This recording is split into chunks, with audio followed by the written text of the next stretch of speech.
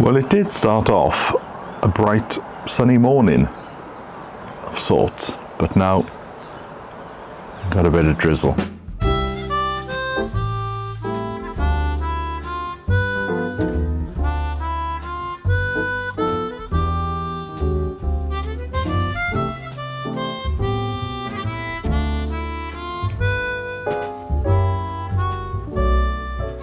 Well, Merry Christmas greetings to you all. I am going to get my vegetables on the go. Unfortunately, this year, a lot of them have come from the supermarket. Although it just dawned on me, I might have a Savoy cabbage on the allotment next door. So I may go and pick it, or I may leave it for after Christmas, because I did go, well, I wouldn't say I went overboard. I'm only cooking for one. That's why I got a small Swede called rutabaga in America. So as you can see, we don't do the festivities in this house because we just don't do it. I am in the conservatory here, and I'm watching old episodes of Richard Vobes. Much better than what's on the TV. Right, cup of tea. I was thinking about this the other day, and I thought I can't be the only one. Do you have certain mugs for certain times of the day? This is my mug that I usually have in the mornings. My afternoon mug is upstairs, and then in the evenings I usually have one of these as a cup of tea, and then to go to bed, if I fancy a tea, I'll have a small one in this. Bit bizarre, I know, but that's life. I found something out the other day which I found was interesting. In London, we have this thing called ULEZ, which is to encourage people to give up their cars and vans and get a more environmentally friendly van or car. You can continue to drive in your old polluting vehicle, but you have to pay £12.50 a day. But I found out that today, Christmas Day, there is no charge. It's free. It's a Christmas gift from the Mayor of London to the subjects. Which then, to me anyway, clearly shows that it's just a money-making scheme and nothing to do with the environment. Because if it was to do with the environment, why would they turn around and go, sod the environment on Christmas Day, drive around and pollute as much as you want to? So this is the vegetables that I've got for my Christmas dinner. Onions, carrots, leeks, swede, parsnips, Brussels sprouts and potatoes, and in the freezer I have peas. I've also got a box of Paxo stuffing. Oh, and some chicken as well. Like I've said before, I'm not really in the Christmas mood this year. Been so busy organising the move to Wales in a few weeks that I've completely forgotten about Christmas. So Christmas dinner for me this year is just a Sunday lunch. Nothing more, nothing less. I'm going to try and attempt to not cook too much, because when I go back to Wales, living alone, I will try and make smaller portions, because if I make a portion which is a bit too big in a shared house, then it doesn't go to waste, because there's always some gannet that will eat it. But when I'm by myself, I could put stuff into the fridge, but for the first few weeks I will not have a fridge or I will not have a freezer. That is something I need to save up and buy.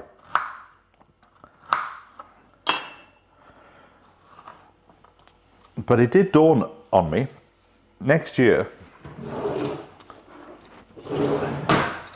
little side thing, do you peel your parsnips? I do, but because I like them nice and soft. Yeah, so this time next year, I'll be in my own little house and I'll be able to do as I like for Christmas. And I'm very much looking forward to it.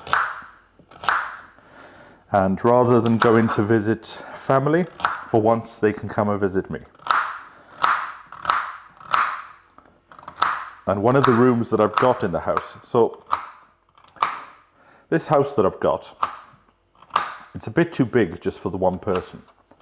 So I've got 2 rooms that I don't really know what to do with. But I'm sure I will find a use for them. But I thought at Christmas time, one of them would be quite nice to turn into a Christmas room. And the cats have never seen a Christmas tree, so we'll have all the fun of them pulling down the tree at Christmas.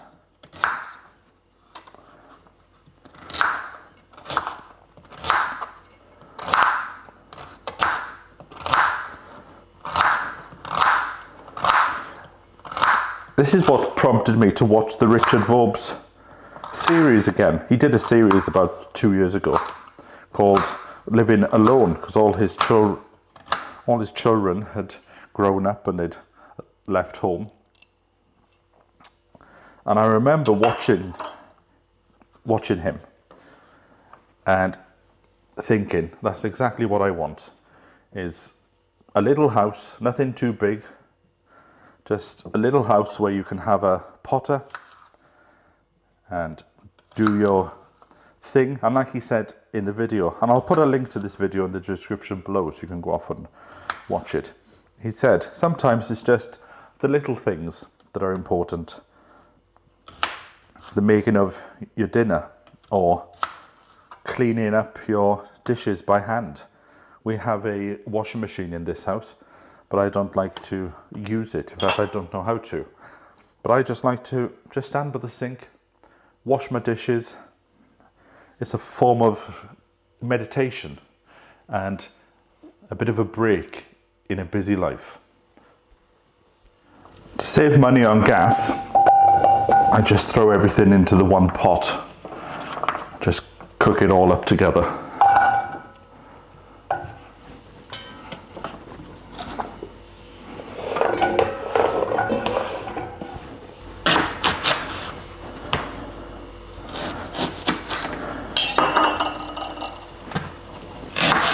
And obviously, living in your own space, it'll be a lot easier for me to make videos.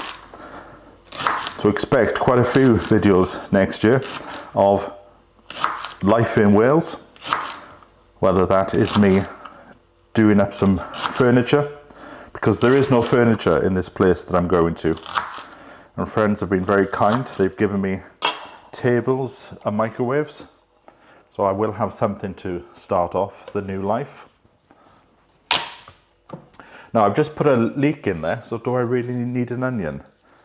Go on, it's Christmas, isn't it? So there'll be a lot of enjoyment in doing what I want to do, making the videos I want to make. I won't have anybody coming in halfway through wanting to make their own dinner.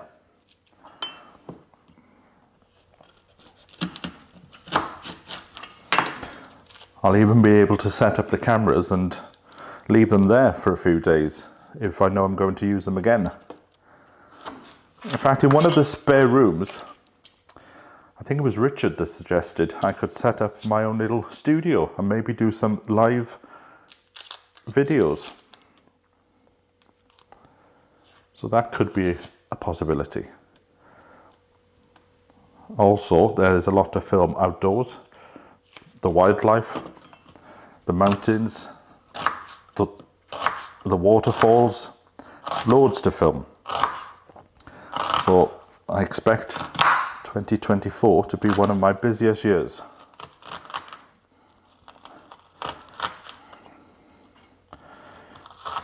There you go, cut the onion fast and then your eyes don't start to water. I just pop that in the pot.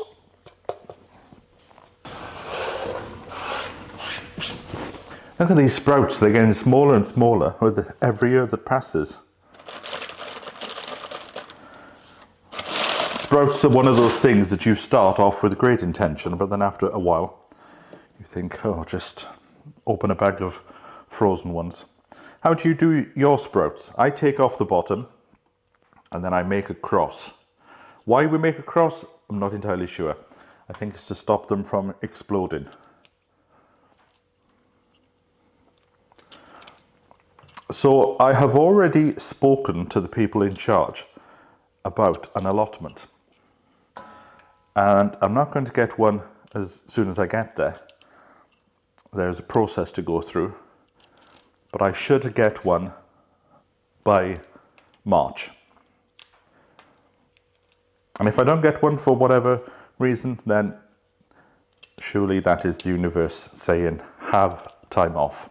But if I can get one in spring, then I will look forward to it. And look forward to going back to those days when I can be in the house and think, I need a bit of salad. I'll just walk down to the allotment and go and get one. So what I'm going to do is, when I get there, one of the first things is to have a walk around the place, because there are 2 allotment sites I've been told about, which I never knew existed. So it's strange how you can grow up in a place, and I was there for about 25 years before I moved out. I think, I'm not entirely sure now. So it's strange how you can be somewhere for 20 plus years and not have any idea. And when I was looking at the map, in fact, I was finding roads and cutways. So a way to get up on top of the mountain, I've always gone up by car, but apparently there is a little track that goes down the side of the houses, which I didn't even know existed. That is why Google Earth is so good. You can explore a place before you've even got there. Right, how many sprouts am I doing? Okay, 2 more, and we'll call it a day then. Hold on. I think I bought one. I've already got a rutabaga. Okay, it's not as fresh as the one I bought the other day. But if I take quite a bit of chunk off the side of it, then I can get to the fresh bit in the middle. Like I said, I'm already feeding myself, so that'll do me nicely. Yes, I discovered a few years ago, in fact, by accident, because I kept talking about Swedes on my video and how to grow your own Swede. And somebody in America said, I don't know what you're on about. So I looked into it and discovered that in America this is called rutabaga. And it is something that I absolutely adore.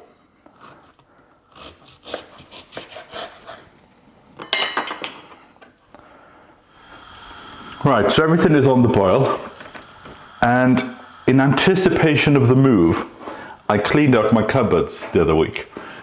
So I do not have any salt, and I wouldn't normally put salt into things. I stopped putting salt in years ago, but I thought I had some, there it is, pink Himalayan salt. So I'm starting to discover that maybe having a bit of salt is quite good for you. Now I know Celtic sea salt is all the rage, but I haven't got that. I've just got pink Himalayan, so that will just have to do. Right, what else is there now? So there's the veg, the stuffing. How long does this need? 30 minutes. The main ingredient, chicken. And also peas. I remember one year Oh, I've got roast potatoes there. Okay, let's take some of them out. One year, I remember, I made Christmas dinner, and it was about 3 days later that I realised the peas were still in the microwave. If there was only one vegetable I could eat for the rest of my life, it would be peas. I do love a pea. In fact, there's only a few left, so let's get rid of the whole packet. Also, one of the other things I'm looking forward to is that I can make my own mess rather than having to put up with other people's stuff. Now, I've always taken my chicken, might do 2, and then if there's any spare, I'll give some to the cats. I've always taken my chicken and I've just put it under the cold water. I don't know where I've got this from, but I mentioned it because I saw something the other day that said that you shouldn't do that. I'm not sure why.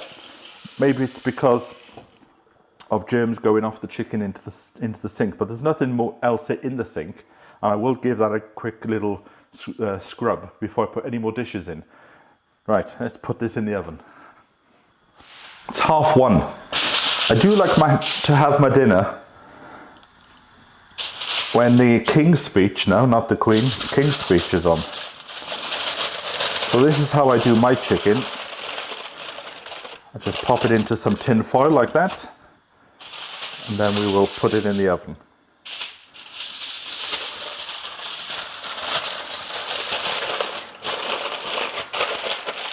And because the oven is cold, I'll put it on for, what do I usually put it on for?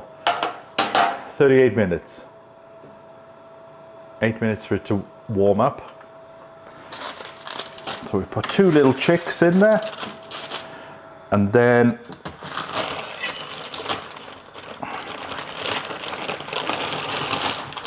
get some roast potatoes.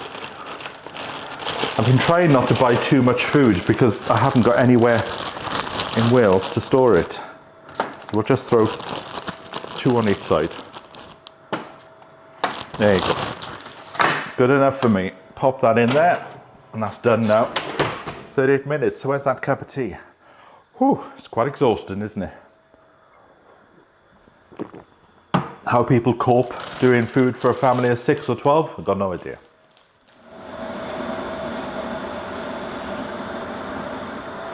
The smell from the onions is starting to fill the air.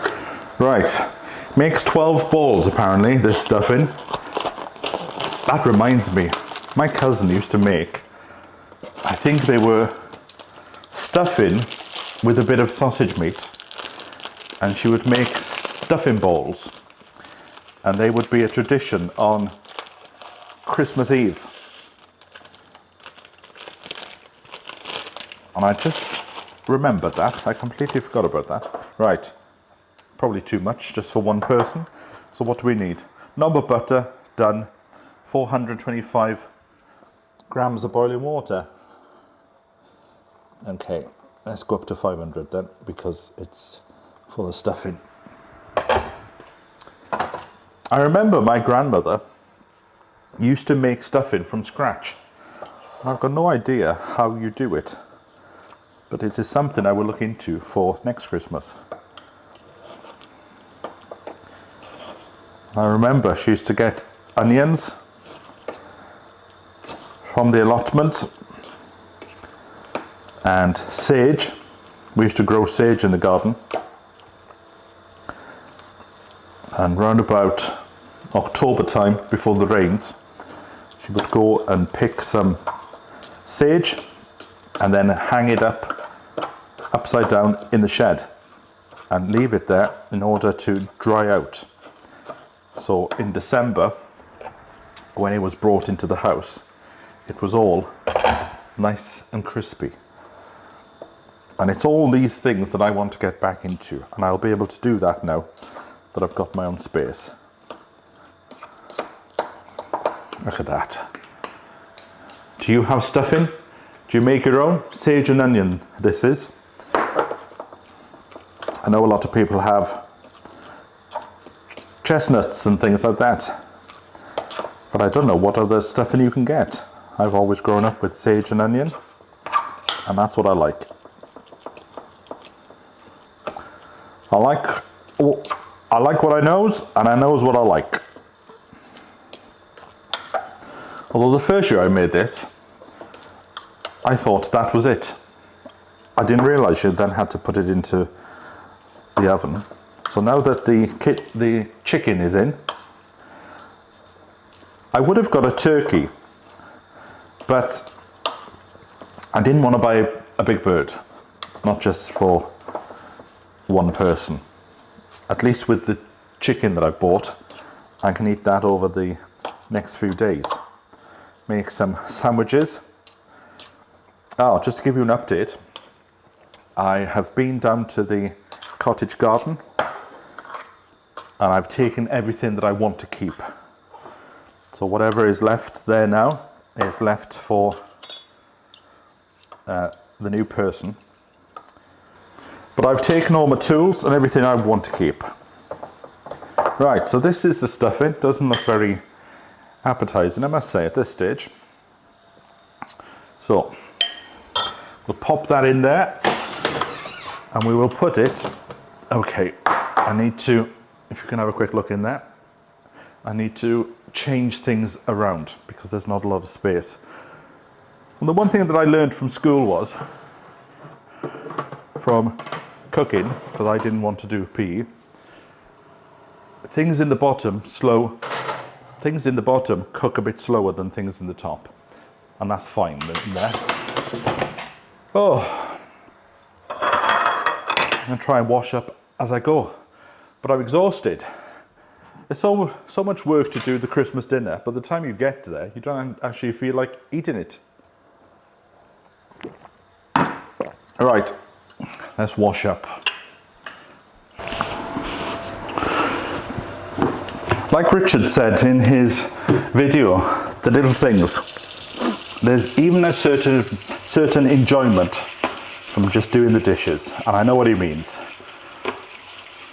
Just take these few moments just to relax, have a think about your day, think about what you're going to do next, or just don't think at all.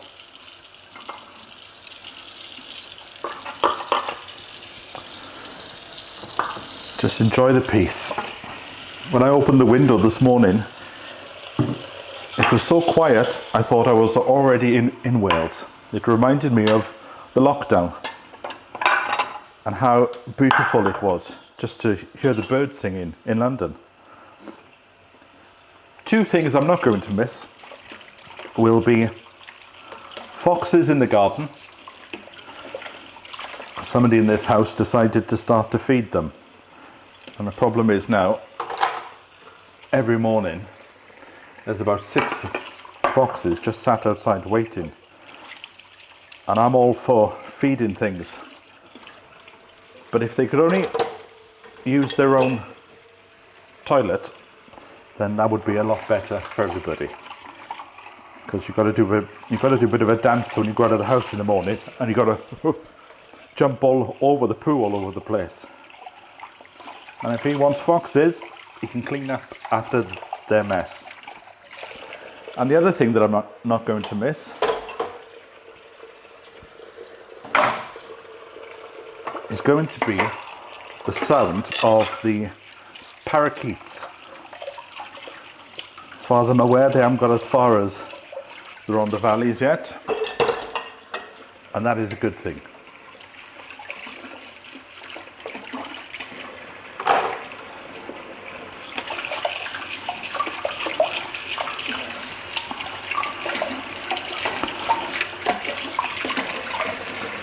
Okay.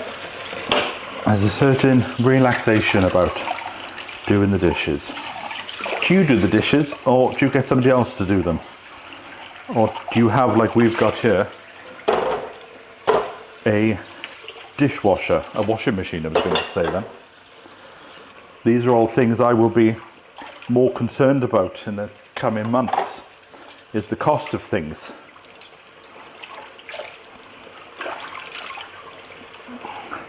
Somebody reminded me the other day how certain things in Wales are different from England. And the only one thing I have found out so far is that you do not pay for prescriptions. Prescriptions in Wales are free for everybody, which is the way that it should be. We shouldn't be charging people to get better. Although I think they didn't miss a trick, they did it on purpose, but during the lockdown, it would have been a perfect time to have got everybody fit and healthy. Because I remember they said, if you were below 60 or 70 and you had good health, you'd be okay. So I think they should have used that time to have educated people about food and how to lose a bit of weight. But like I've said before, there's more money in keeping people ill. Anyway, it's Christmas Day. Let's not go on about that today. Sleep in heavenly peace. So let us start to dish up. I'm not that hungry now, to be honest. I've picked so much as I've made this food. Also, one of the little queer things about me is I like to have my meat on the left-hand side. I don't know why, but I've always had it like that. Meat on the left-hand side, then everything else on the right. I got a feeling I will be eating this tomorrow as well. So I did 2 chicken breasts, and I'll have the other one in sandwiches. There we go. Pop another potato in there as well.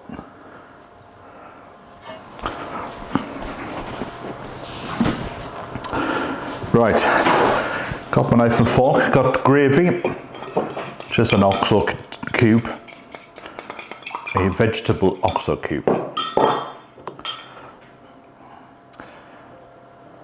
I remember the days when everybody used to come around to the one house, and then you'd get the emergency chairs out, and some people would be sat as if they were on the floor, and then others would be up as if they were in the sky. But today, it's just me. But next year will be different. A bit of mint sauce. Sadly, it's not fresh. I do feel as if I've forgotten something.